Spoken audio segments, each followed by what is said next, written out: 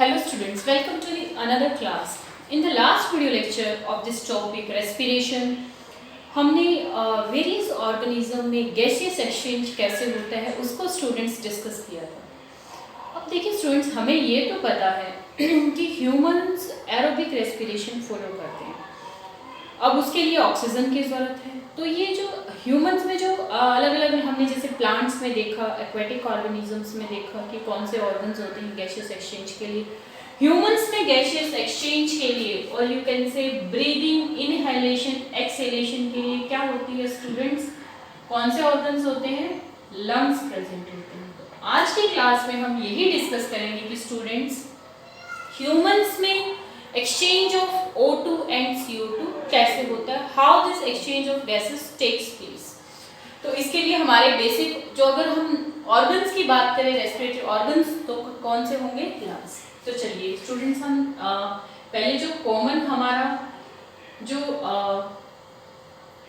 Respiratory pathway है उसको draw करते हैं। थोड़ा सा रफली डायग्राम ड्रॉ कर रही हूँ मैं आपको समझाने के लिए।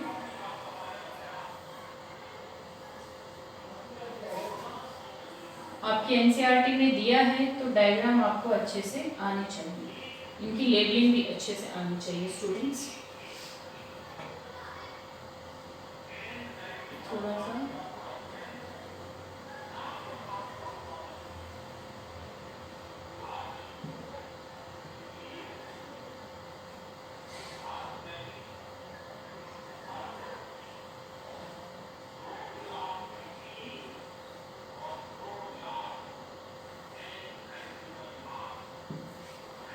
देखिए स्टूडेंट्स, अगर हम बात करें तो हमारे में जो गैसियस एक्सचेंज होता है, हम स्टार्टिंग से बात कर रहे हैं, हम सांस कहाँ से लेते हैं, नोज़ के थ्रू।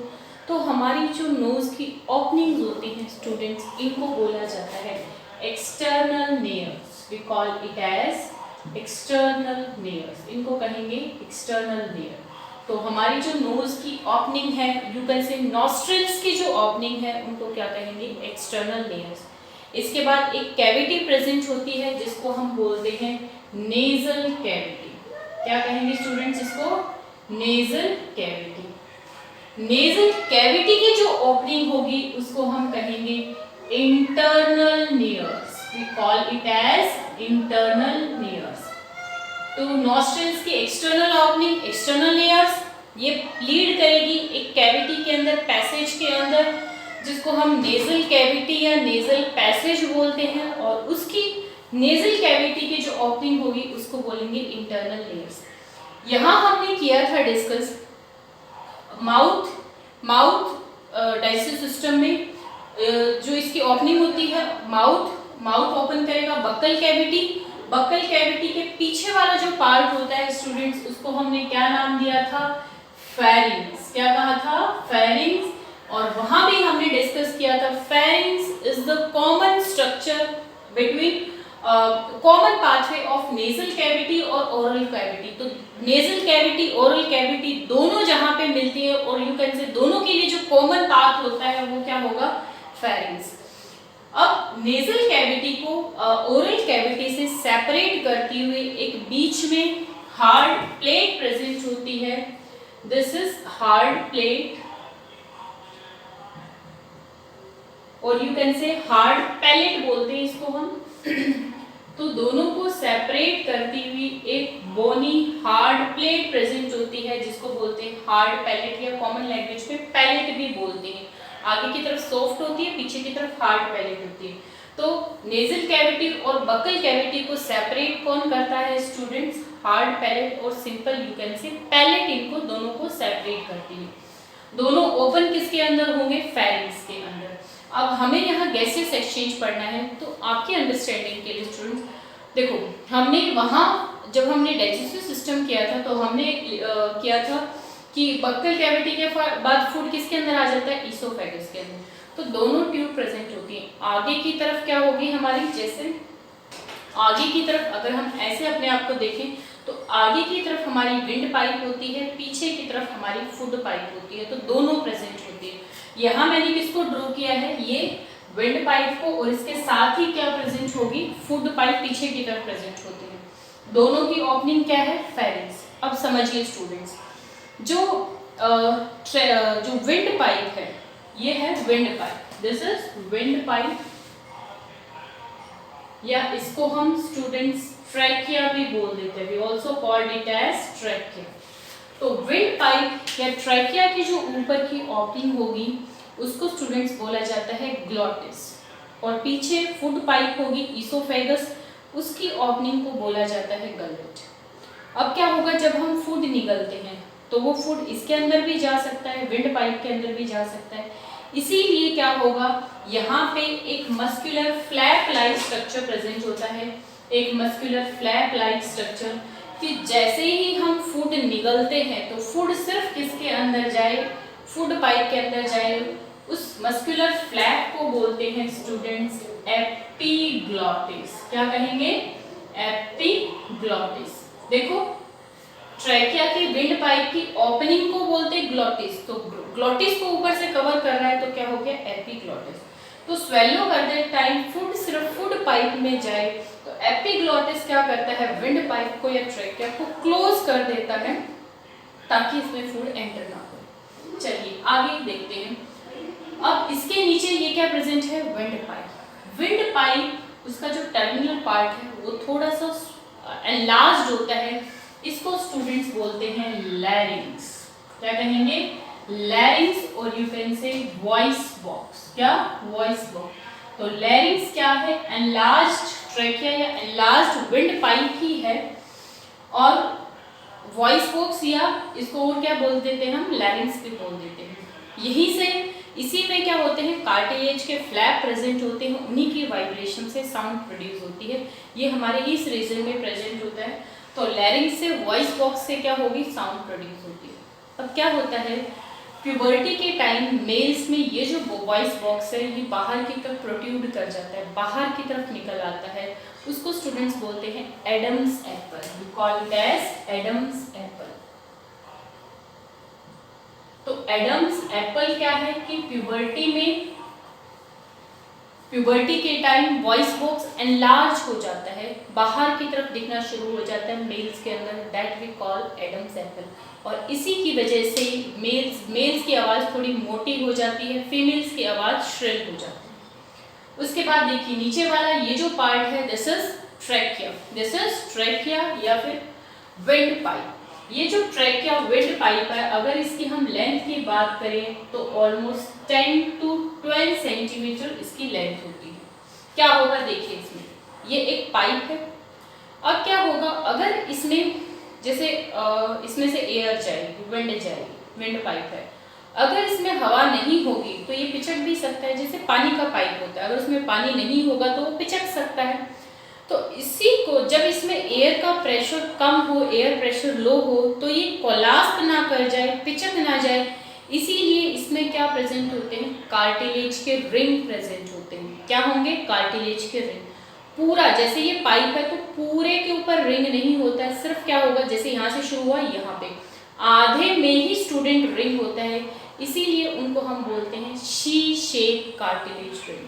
तो पूरी ट्रैकिया के अंदर क्या प्रेजेंट होते हैं, she shape cartilage rings present होते हैं। वेरी इंपॉर्टेंट, ये क्या करते हैं कार्टिलेज रिंग, इस ट्रैकिया को जब इसमें एयर प्रेशर कम है तो इसको कोलाप्सिंग से बचाते हैं, इसको पिचकने से प्रिवेंट करते हैं। तो विंड पाइप ट्रैकिया के अंदर क्या है, she shaped cartilage ring. Almost अगर हम बात करें तो 16 to 20 कार्टिलेज रिंग्स इसके अंदर प्रेजेंट होते हैं। और वेरी इंपॉर्टेंट का इंपॉर्टेंस पूछा जाती है, क्यों प्रेजेंट होते हैं ट्रैकिया के अंदर, they prevent trachea from collapsing when the air pressure is low. अब देखिए आगे क्या होगा, ये जो ट्रैकिया है विंड पाइप है, जब ये लंग्स में एंटर करती है, दोनों राइट और लेफ्ट लंग में, तो ये दो ब्रांचेस में डिवाइड हो जाती है, इनको हम बोलते हैं ब्रोंकाई। क्या कहेंगे स्टूडेंट्स, ब्रोंकाई। तो ट्रैकिया विंड पाइप अब दो ब्रांचेस में डिवाइड हो गई, ब्रोंकाई।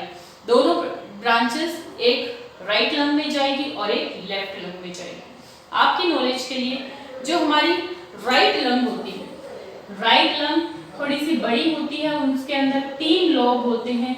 जो लेफ्ट लंग है थोड़ी सी छोटी होती है, उसमें 2 लोब ही प्रेजेंट होते हैं। तो राइट लंग के अंदर 3 लोब्स होते हैं, लेफ्ट लंग में 2 लोब्स प्रेजेंट होते हैं।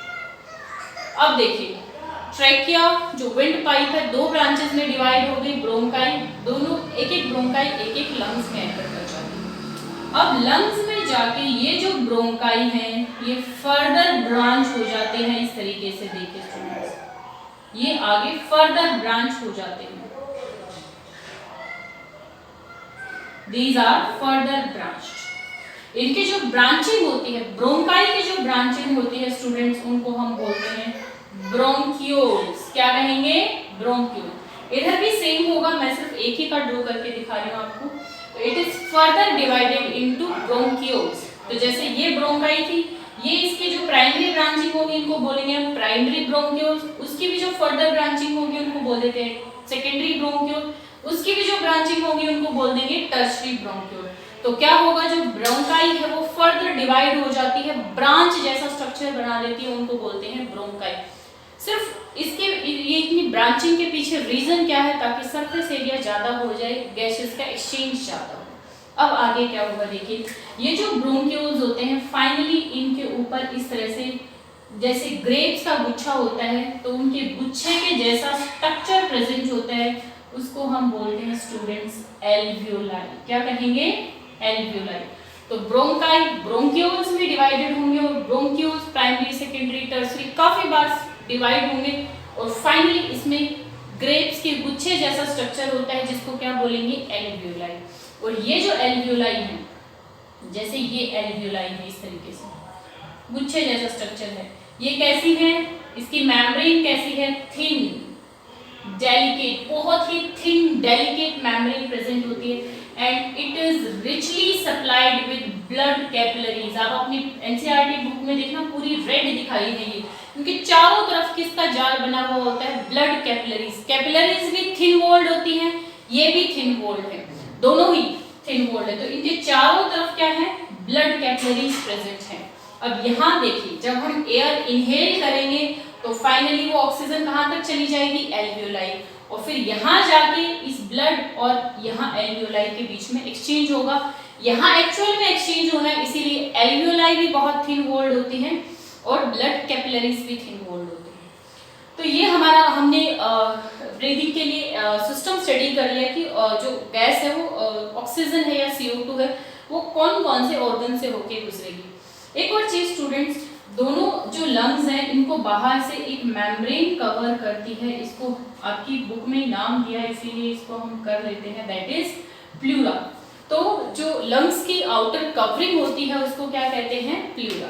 तो एक बार क्विकली रिवाइज करते हैं कहाँ से जा रही है। जो ऑक्सीजन हमने इनहेल की external nostrils, then enters into nasal cavity, internal nares, then pharynx, then larynx, trachea, bronchi, bronchioles और फाइनली वो कहाँ पहुंच गई स्टूडेंट्स? एल्वियोलाई के पास पहुंच गई।